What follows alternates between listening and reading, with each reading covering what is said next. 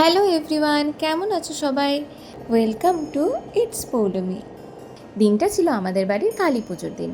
আমি যেহেতু কলকাতায় থাকি, তাই আমি একদিন আগেই বাড়ি এসে এবং বাড়ি এসেই দেখি প্যান্ডেলের কাজ চলছে এবং নেক্সট ডে সন্ধ্যের মধ্যে প্যান্ডেল অলমোস্ট ডান। তাই আমি তাড়াতাড়ি করে চলে আসি আলপনা দিতে এবং আমার প্রায় আধ এক ঘন্টার মধ্যে আলপনা শেষ হয়ে যায়, কারণ আমার আর এক কাকুও আমাকে হেল্প করেছিলেন আর আমরা খুব সিম্পলের মধ্যেই আলপনাটা দিয়েছিলাম।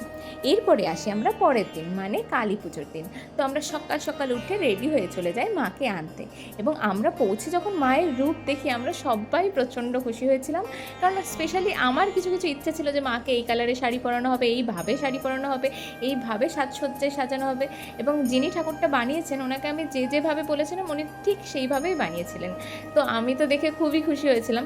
আসলে মায়ের রূপ নিয়ে কোনো কিছুই তুলনা করা উচিত না, মা সবসময়ই শ্রেষ্ঠ, কিন্তু আমার যেহেতু একটু শখ ছিল যে আমি মাকে এই রূপে দেখবো, উনি ঠিক সেই রকমই একটা রূপ দিয়েছিলেন। তো আমার তো খুবই ভালো লেগেছিলো। তারপরে আমরা সুন্দরভাবে ঢাক বাজাতে বাজাতে মজা করতে করতে মাকে আমাদের বাড়িতে নিয়ে আনি এবং তারপরে আমার মা আর এক মাকে বরণ করে ঘরে তোলেন এবং তারপরে আমার মা ঢাক দেখে ঢাক বাজাতে শুরু করেন এবং মাকে দেখে আমিও একটু শুরু করে দিই। তারপরে আস্তে আস্তে পুজোর সব গোছানো গাছানো শুরু হয়, পুজোর সংকল্প, পুজোর নিয়ম যা যা শুরু হতে থাকে। আর হ্যাঁ, একটা কথা, অনেকেই আমাকে কমেন্ট করছিলেন যে কালী পুজো সকালে কেন হচ্ছে।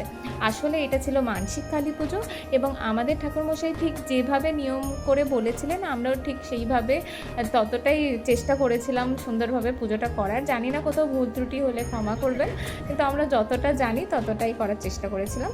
তো যাই হোক, তারপরে আস্তে আস্তে যজ্ঞ হলো, পুজোর যা যা নিয়ম হলো, দেন অঞ্জলির পর আমরা সবাই একটু ঠান্ডা খেয়ে নিচ্ছিলাম এবং তারপরে আসে মন খারাপের সময়, মানে বিদায়ের সময়। তো বিদায়ের যা যা নিয়ম হলো, বরণ হলো, দেন মাকে নিয়ে যাওয়া হচ্ছিলো বিদায়ের জন্যে। জানি না, মা খুব কম সময়, কয়েক ঘন্টার জন্য এসেছিলেন, কিন্তু যখনই বিদায়ের সময় এলো না, সবার মনটা একটু ভারী হয়ে গেল।